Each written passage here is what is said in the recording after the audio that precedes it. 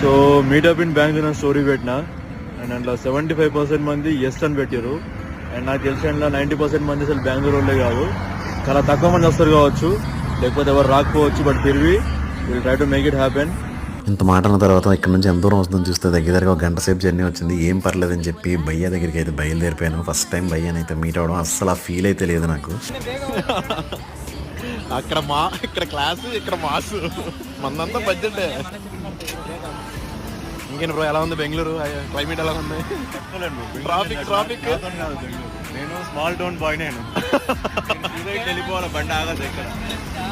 Torture చూపించింది నాకు కూడా ఇప్పుడే. ఫైనల్గా బ్రోని అయితే మీట్ అయ్యాం. అయిపోయింది ఇక్కడ కథ అంతా. ఇది బ్రో బైక్. బ్రో దీని పేరు ఏంటి బ్రో? హోప్ బో.